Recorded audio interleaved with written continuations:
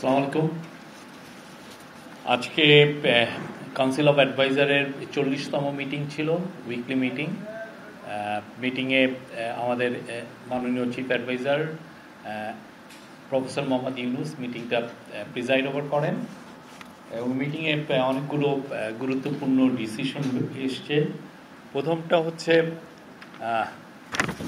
আজকে গুম প্রতিরোধ ও প্রতিকার ও সুরক্ষা অধ্যাদেশ, এটার একটি নীতিগত অনুমোদন পেয়েছে।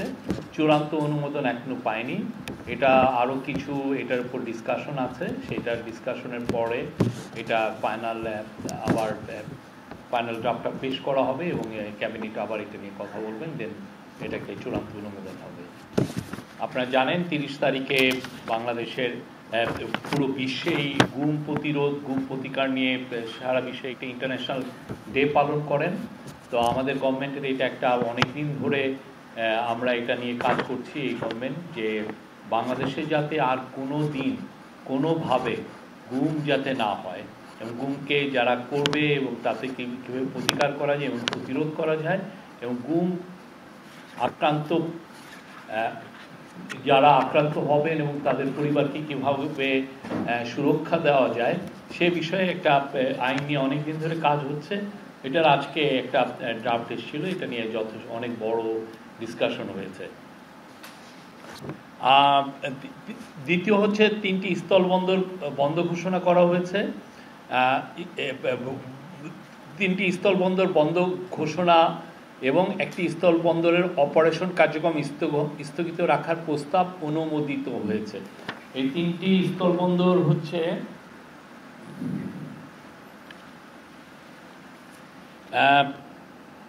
চিলাহাটি, দৌলতগঞ্জ, তেগামুখ স্থলবন্দর। এই 3টা বন্ধ, এটা শাটডাউন হয়ে যাবে। আর একটার বাল্লা স্থলবন্দরের অপারেশনাল কাজকর্ম আপাতত স্থগিত রাখা হয়েছে, এই বিষয়ে ডিসিশন এসছে। তো এই 4টা বন্ধ হবে। এটা নিয়ে একটা ক্যাবিনেট কমিটি এটা কাজ করেছিলেন, এটা নিয়ে কেননা অনেকগুলো স্থলবন্দর আছে, অনেকগুলোর কোনো কাজ হয় না, ইনফ্রাস্ট্রাকচারও নাই এবং সেটা এই স্থলবন্দরগুলো রান করতে আমাদের এই গভর্নমেন্টের ট্যাক্স পেয়ারদের অনেক ট্যাক্স পেয়ার্সের মানি খরচ হয়। তো সেই জন্য আর কি এই ডিসিশনটা এসছে যে যেগুলো আসলে কোনো কাজই হচ্ছে না, অথচ সেখানে দেখা যাচ্ছে যে আমাদের অনেক অফিসিয়ালকে পোস্টিং দিতে হয়, সেখানে কিছু খরচ হয়। তো এই জন্য এই 3টিকে শাটডাউন করার ডিসিশন নিয়েছেন আছে কাউন্সিল অফ অ্যাডভাইজার এবং একটির বাল্লা স্থলবন্দরের অপারেশনাল কার্যক্রম স্থগিত ঘোষণা করা হয়েছে। আরও 4টি আছে, তো এটা নিয়ে পরবর্তীতে আরও আলোচনা হবে। আজকে আরেকটা বড় ডিসিশন ছিল যে ফকির লালন শাহের তিরোধান দিবসকে ক শ্রেণীভুক্ত দিবস ঘোষণার প্রস্তাব অনুমোদন হয়েছে। আপনি জানেন ফকির লালন শাহ আমাদের কালচারাল আইকন। তার তিরোধানের দিনে আমাদের যারা লালন সঙ্গীত বা বাউল সমাজ আছেন তারা এটাকে সারা বাংলাদেশে তারা এটাকে সেলিব্রেট করেন। এবং আপনি জানেন লালন একজন ফিলোসোফার ছিলেন, তার গান আমাদের সবাইকে অনেক যুগের পর যুগ আমাদেরকে ইন্সপায়ার করেছে। বাংলাদেশের মানুষের সংস্কৃতির সাথে প্রতিটা গ্রামের সংস্কৃতি লালনের একটা অবিচ্ছেদ্য অংশ আছে।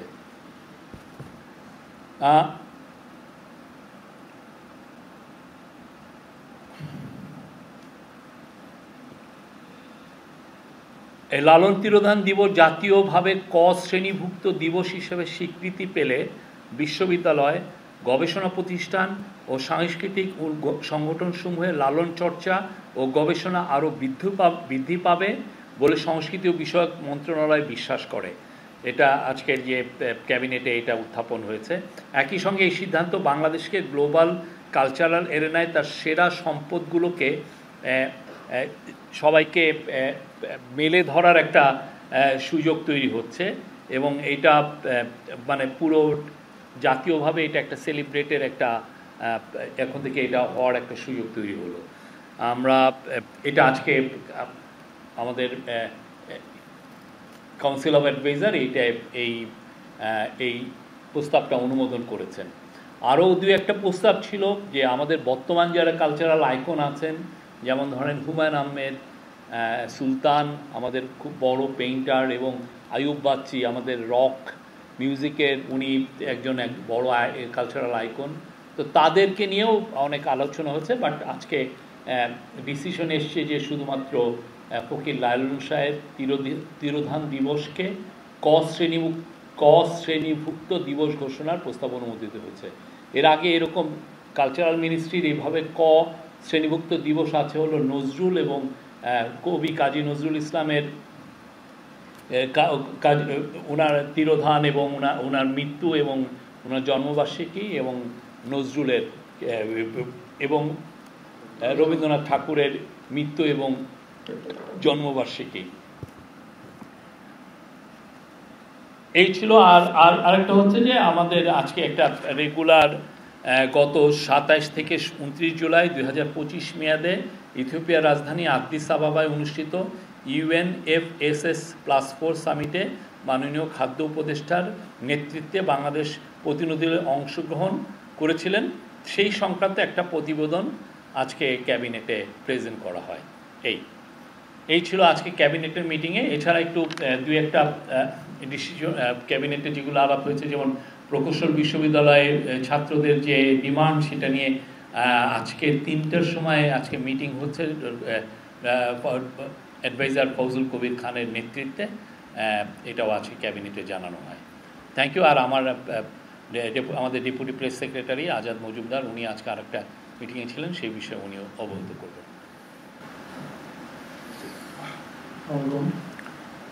আজকে ক্যাবিনেট মিটিংয়ের পাশাপাশি প্রধান উপদেষ্টার কার্যালয়ে আরেকটা গুরুত্বপূর্ণ মিটিং হয়েছে, সেটা হচ্ছে বিনিয়োগ সংক্রান্ত সমন্বয় কমিটির ৫ম সভা। সেখানে বিনিয়োগের একটা আপডেট এসেছে, বিনিয়োগ সিচুয়েশনের। ওখানে বিডার পক্ষ থেকে জানানো হয়েছে জানুয়ারি থেকে জুন পর্যন্ত সারা দেশে বিভিন্ন সেক্টরে সরকারি সংস্থাগুলোর কাছে বিনিয়োগ প্রস্তাব এসেছে $1.25 বিলিয়ন। এর মধ্যে আপনার $700 মিলিয়ন হচ্ছে স্থানীয় বিনিয়োগকারীরা এই বিনিয়োগ প্রস্তাবটা দিয়েছেন, 465 মিলিয়ন বিদেশি বিনিয়োগকারীরা দিয়েছেন, এবং 85 মিলিয়ন বিনিয়োগ প্রস্তাব এসেছে যৌথ প্রস্তাবনা। এবং এই বিনিয়োগ আপনার এই যে প্রস্তাবগুলোর মধ্যে 238 মিলিয়ন এখন এটা চূড়ান্ত পর্যায়ে এসেছে, অর্থাৎ 18% বিনিয়োগ আকারে কনভার্সন হচ্ছে।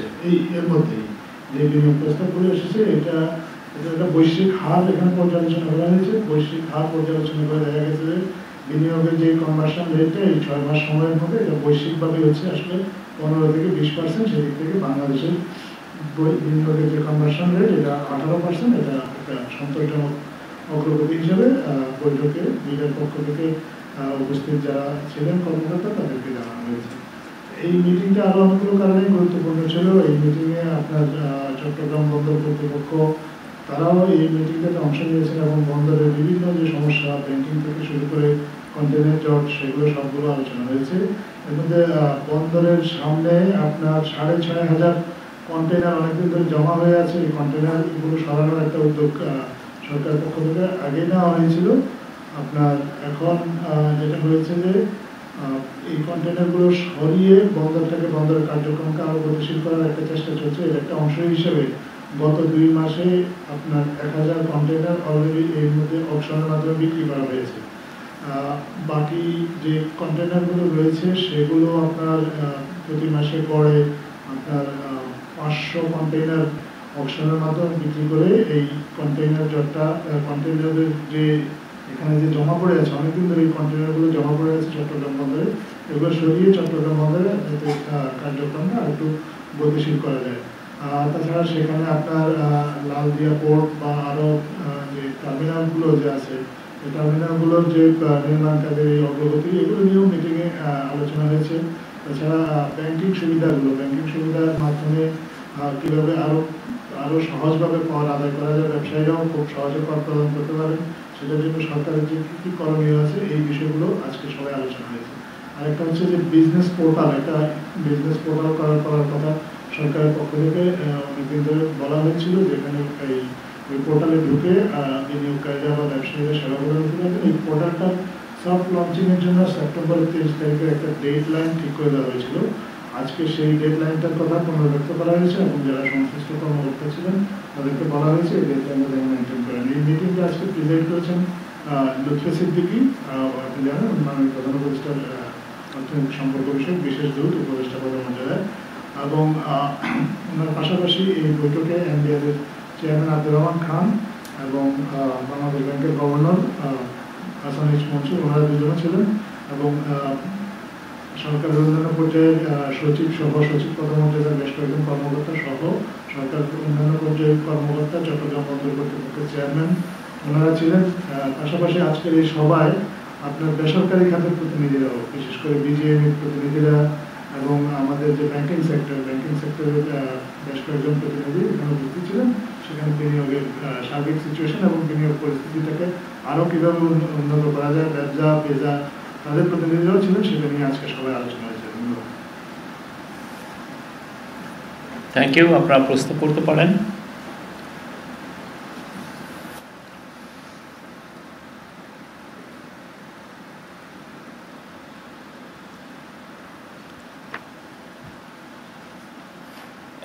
আমি গুম সংক্রান্ত বিষয়ে একটু বলছি। সেটা হচ্ছে যে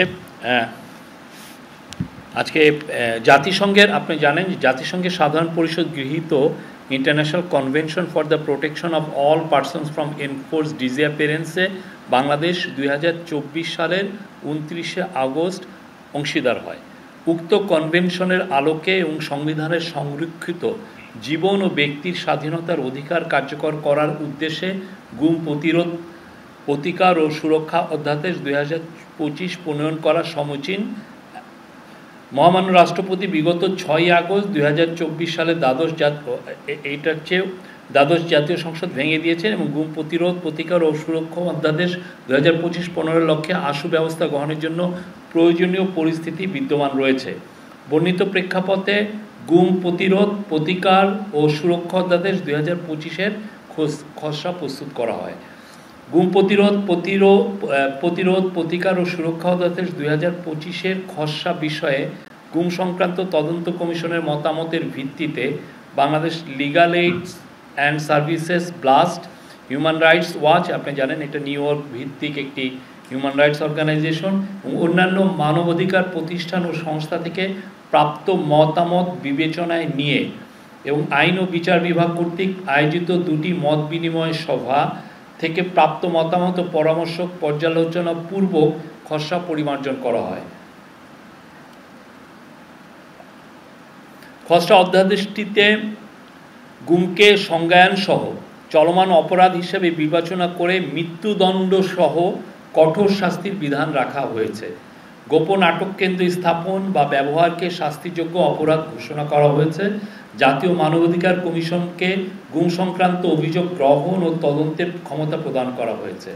খসড়া অধ্যাদেশটিতে গুম প্রতিরোধ, প্রতিকার ও সুরক্ষা সংক্রান্ত বিশেষ ট্রাইব্যুনাল গঠন ও অভিযোগ গঠনের 120 দিনের মধ্যে বিচার সম্পন্নের বাধ্যবাধকতা, ভুক্তভোগী, তথ্য প্রচারকারী ও সাক্ষীর অধিকার সুরক্ষা, ভুক্তভোগীর ক্ষতিপূরণ ও আইনগত সহায়তার নিশ্চয়তা সম্বলিত বিধান সন্নিবেশ করা হয়েছে।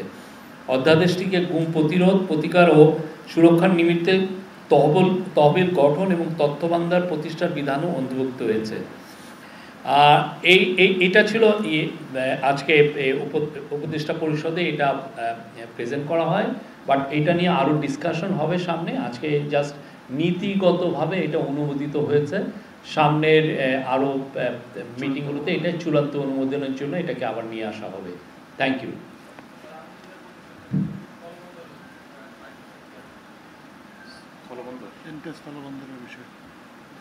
আপনি একটু বলে দিন।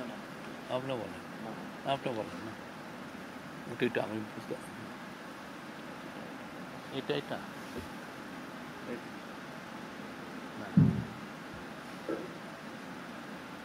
চিলাহাটি, এই যে এটা নাটুগাঁও না। আচ্ছা, চিলাহাটি স্থলবন্দর, দৌলতগঞ্জ স্থলবন্দর ও তোগামুখ স্থলবন্দর, এই তিনটা বন্ধ তেগামুখ স্থলবন্দর বন্ধ ঘোষণা করা হয়েছে। আর কাজ সাসপেনশন থাকবে হলো বাল্লা।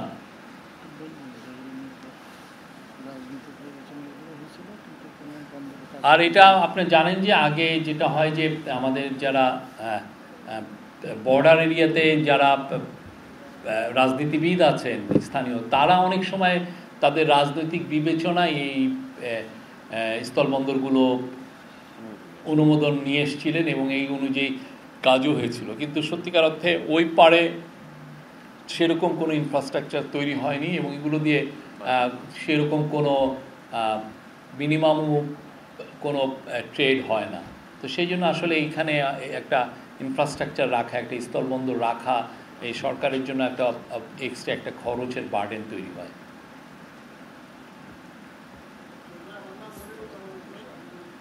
বসে বলেন।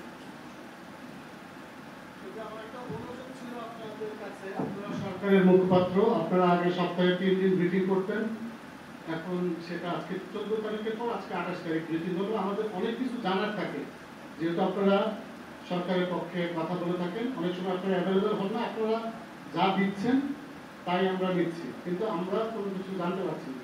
এটা একটা অনুরোধ যে আপনারা এই বিষয়টা একটু দেখবেন কিনা, বা আপনাদের সাথে যোগাযোগের কোনো মাধ্যম। আগামী সপ্তাহ থেকে 3 দিনই হবে, রবি, মঙ্গল এবং বৃহস্পতি। ধন্যবাদ। একটা বিষয় হচ্ছে, আজকে নিশ্চয়ই আপনি জানেন যে রিপোর্টার্স ইউনিটিতে একটি ঘটনা ঘটেছে। লতিফ সিদ্দিকী, প্রাক্তন মন্ত্রী এবং এমপি, মত নিয়ে নানা কথা হয় এবং আপনার কথা আপনি যেভাবে মত ব্যাখ্যা করেন তিনি অনেকে সমালোচনা করেন, এই বিষয়টিকে আপনি কিভাবে দেখছেন? এটা কমপ্লিটলি একটা ল এন্ড অর্ডার ইস্যু। আজকের যে ব্রিফিং এর একদম মুখ্য বিষয় হচ্ছে উপদেষ্টা পরিষদের যে বৈঠক, সেই বৈঠক নিয়ে আলোচনা এবং সিদ্ধান্ত বিষয়ে আপনাদেরকে ব্রিফ করা এবং প্রধান উপদেষ্টা কার্যালয় বিনিয়োগ সংক্রান্ত একটি বৈঠক। এটার বাইরে অন্য কোনো বিষয় আজকে এখন আলোচনা শুরু। ঘুম সংক্রান্ত বিষয়ে একটা প্রশ্ন হচ্ছে যে মানবাধিকার কমিশন যেটা তদন্ত করবে, কমিশন তো আলাদা কোনো তদন্ত নেই, সক্ষমতা নাই, এটা আমি তো পরিকল্পনা করা হবে না। অবশ্যই অবশ্যই সেই পুরো বিষয়গুলোই দেখা হচ্ছে আর কি। কমিশনের অধীনে কোনো তদন্ত সংস্থা গঠন করা হবে আলাদা? এইটা ক্যাবিনেটই ডিসিশন নেবেন কীভাবে হবে। আমার একটা বিষয় একটু জানার ছিল, সেটা হচ্ছে আমি শাওন বলছিলাম এখান থেকে। এই 3 দিনের যে কক্সবাজারে রোহিঙ্গা সম্মেলন হলো, এটা আউটকামটা নিয়ে একটু যদি বলেন। এটার আউটকামটা হচ্ছে যে পুরো, আচ্ছা আমি আমার সহকর্মী আজাদ মজুমদার ছিলেন, উনি আপনাকে বলতে পারবেন। ধন্যবাদ আপনাকে। এই সম্মেলনে অনেকগুলো আউটকাম আছে। প্রথমবারের মতো আমরা এখানে আন্তর্জাতিক সম্প্রদায়ের কাছে যে রোহিঙ্গাদের যে ভয়েসটা, সেই ভয়েসটা রোহিঙ্গারা সরাসরি কথা বলার সুযোগ পেয়েছেন আন্তর্জাতিক সম্প্রদায়ের সঙ্গে। কারণ আপনি দেখেছেন এর আগে রোহিঙ্গা ইস্যুতে অনেকগুলো বিভিন্ন সময় বিভিন্ন দেশে বিভিন্ন ফোরামে কথা হয়েছে, কিন্তু সেখানে কখনো রোহিঙ্গাদের প্রতিনিধিত্ব সেভাবে ছিল না, থাকলেও একেবারে মিনিমাম লেভেলে ছিল। এটা প্রথমবারের মতো যে সম্মেলনটার যে একটা সেশন হয়েছে, সেখানে রোহিঙ্গারা সরাসরি তাদের কথাটা বলতে পেরেছেন এবং আন্তর্জাতিক সম্প্রদায়ের যারা প্রতিনিধি আছেন তারা আপনার সরাসরি এটা তাদের কাছ থেকে শুনেছেন। এটা একটা আউটকাম, বড় আউটকাম। আরেকটা আউটকাম হচ্ছে, আপনি জানেন যে বাংলাদেশের যে রাজনৈতিক দলগুলো, শীর্ষস্থানীয় রাজনৈতিক দলগুলো, তাদের প্রতিনিধিরা এই সম্মেলনে অতিথি হিসেবে অংশ নিয়েছিলেন। আমাদের এই রোহিঙ্গা পুনর্বাসনের জন্য সরকারের যে উদ্যোগ বা রোহিঙ্গাদের জন্য যে সহায়তা অব্যাহত রাখারও সরকারের যে চেষ্টা, এই চেষ্টাগুলোতে বাংলাদেশের রাজনৈতিক দলগুলোকে আগে কখনোই সম্পৃক্ত করা হয়নি। এটা প্রথমবারের মতো একটা এই ধরনের সম্পৃক্ততা রয়েছে এবং আমরা মনে করি যে যেহেতু অন্তর্বর্তীকালীন সরকার হয়তোবা আগামী নির্বাচন, কয়েক মাসের মধ্যে নির্বাচনের পরেই আপনার একটা নির্বাচিত রাজনৈতিক সরকার দায়িত্ব গ্রহণ করবে, কিন্তু এই রোহিঙ্গা ইস্যুটাকে আমাদের যে এই বিষয়ে আমাদের যে জাতীয় যে নীতি বা আমাদের যে জাতীয় চেষ্টাটা, এই চেষ্টাটা আমাদের এই নির্বাচিত সরকারকেও কন্টিনিউ করতে হবে। যারাই নির্বাচিত হয়ে আসুন তারা আসলে এই বিষয়ে কী ধরনের পলিসি বা কী ধরনের উদ্যোগ গ্রহণ করবেন সেটা তাদেরকে জানানোর প্রয়োজন ছিল। সরকারের পক্ষ থেকে তাদেরকে এটা জানানো হয়েছে। আরেকটা বিষয় হচ্ছে যে আপনার রোহিঙ্গাদের পুনর্বাসনের ব্যাপারে সব একতত্ব আপনার যারা আছে তাদেরকে সম্পৃক্ত করা হয়েছে। এখানে আপনি জানেন যে অনেকগুলো দেশের রাষ্ট্রদূত এখানে ছিল, এর মধ্যে মায়ানমারের রাষ্ট্রদূত ছিল, চীনের রাষ্ট্রদূত ছিল, তাছাড়া মধ্যপ্রাচ্যেরও বেশ কয়েকটা দেশের রাষ্ট্রদূত ছিল, অস্ট্রেলিয়ার রাষ্ট্রদূত ছিল, অন্যান্য বেশ কিছু দেশের দূতাবাসের প্রতিনিধি ছিল, তারাও এই আলোচনাগুলো অংশ নিয়েছেন। এটা আপনি বলতে পারেন যে সামনে যে রোহিঙ্গা বিষয়ক আরও যে সম্মেলনগুলো হবে, আপনার সেপ্টেম্বরের 30 তারিখ জাতিসংঘের একটা জেনারেলি সেশন, বিশেষ সেশন এই ধরনের রোহিঙ্গাদেরকে নিয়ে একটা আয়োজন হওয়ার একটা পরিকল্পনা রয়েছে, যেটা নিউ ইয়র্কে হবে। সেখানে আপনার কি কি বিষয় আলোচনা হবে তার একটা পূর্ব প্রস্তুতিও করতে পারেন এই সম্মেলনটা।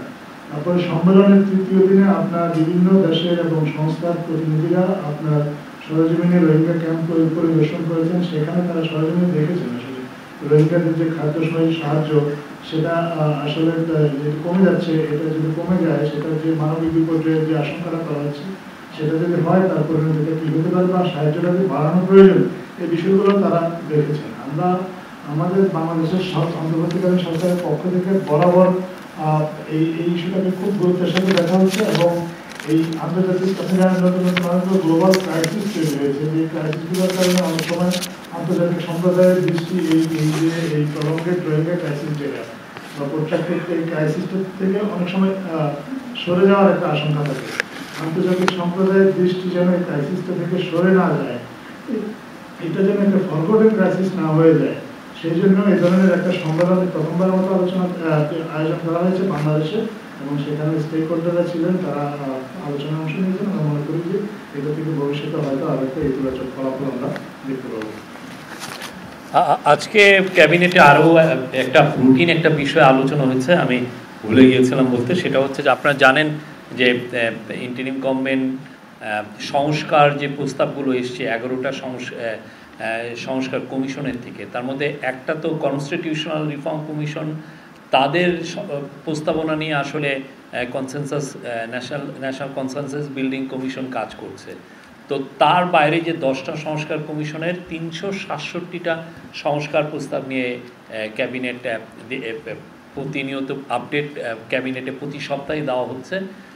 এই আজকে জানানো হয় যে 365টা যে সংস্কারের যে কাজ, এই কাজগুলোর মধ্যে ভাগ করা হয়েছে যে 167টা হচ্ছে রুটিন কাজ,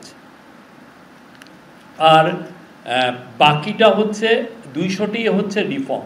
তো 167টা রুটিন কাজ এবং রিফর্ম কিভাবে ইমপ্লিমেন্ট হচ্ছে সেগুলো নিয়ে আজকে আবার বিস্তারিত প্রথমেই ক্যাবিনেট মিটিংয়ের প্রথমেই এ বিষয়ে আলোচনা হয়েছে এবং মিটিংয়ে বলা হয় যে মোট 48টা প্রস্তাব রিফর্ম এর যে প্রপোজাল, রুটিন এবং রিফর্মের রুটিন কাজ এবং রিফর্মের মোট 48টা প্রপোজাল বাস্তবায়িত হয়েছে।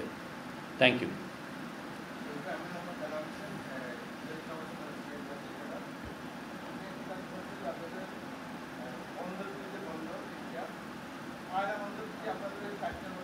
এটা স্থলবন্দর, তো পায়রা তো স্থলবন্দর না। Thank you. আর